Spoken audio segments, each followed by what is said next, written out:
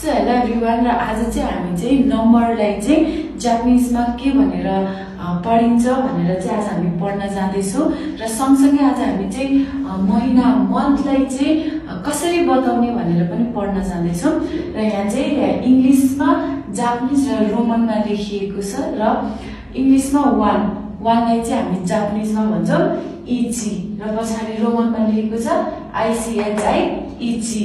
र टूलाई भन्छौँ नि, र टूलाई भन्छौँ नि, र थ्रीलाई भन्छौँ सान, र थ्रीलाई चाहिँ भन्छौँ हामी सान, र फोरलाई योन, फाइभलाई गो, सिक्सलाई रोकु, सेभेनलाई नाना, एटलाई हाची, नाइनलाई क्यू, र टेनलाई जिउ। र यसरी नै जसरी हामीले नम्बर काउन्ट गर्न जानिसकेपछि र हामी फेरि मन्थको बारेमा पढ्छौँ। र हामीले मन्थलाई चाहिँ गाच्चु भनेर भनिन्छ। र यहाँ रोमनमा पनि लेखेको छ गाच्चु। यदि इङ्ग्लिसमा छ यहाँ जनवरी, इङ्ग्लिसमा जनवरी, र जापानिजमा छ यहाँ इची गाच्चु। जनवरी भनेको एक महिना, र हामीले नम्बरमा पढेको थियो एकलाई के भन्छ इची, र महिनालाई के भन्छ गाच्चु, र त्यो जोडेर एक महिनालाई चाहिँ हामी भन्छौँ इची गाच्चु। र त्यसरी नै दुई महिना फेब्रुअरी, र हामीले नम्बर दुईलाई पढेको थियो नि हैन, र फेब्रुअरी दुई महिना, र यहाँ के लेख्नुपर्छ नि गाच्चु। नि भनेको दुई, र गाच्चु भनेको महिना, र त्यो दुईटा जोडेर के भयो नि गाच्चु।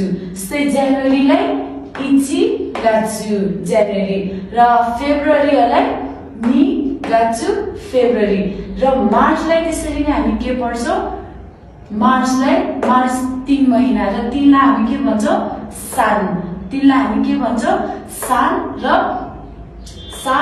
गाच्चु मिलेर के भयो सान गाच्चु। सान गाच्चु भनेको 3 महिना, र त्यसरी नै अप्रिल छ 4 महिना, र यसमा चाहिँ अलिकति डिफ्रेन्ट छ।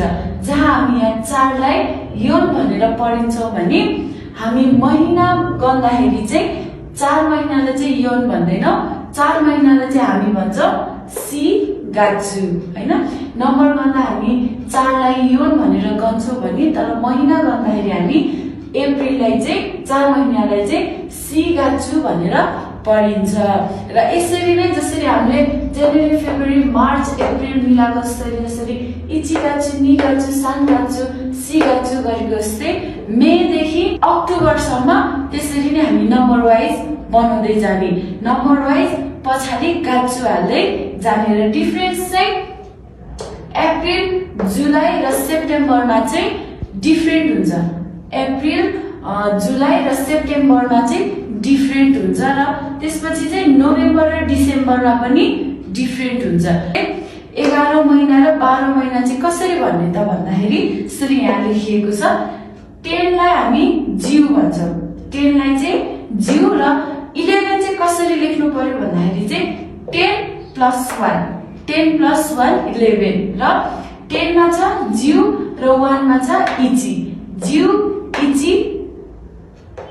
इची 11, र त्यसरी नै 12 लेख्नु पर्दाखेरि चाहिँ 10 + 2 12, र 10 छ जिउ र 2 छ मी, र 12 कति भयो जिउ मी। त्यसरी नै 13 लेख्नु पर्दा 10 + 3 13 जिउ सान, जिउ सान, यो चाहिँ 13 भयो।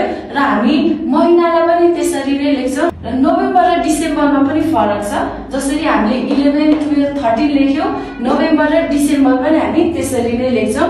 र 11 छ जिउ इची, जिउ इची, र महिना भयो गाच्चु भएपछि जिउ इची गाच्चु भनेपछि 11 महिना, र 12 महिनालाई पनि हामी त्यसरी नै लेख्छौँ जिउ नि गाच्चु भएपछि जिउ नि गाच्चु भनेको 12 महिना डिसेम्बर। Thank you.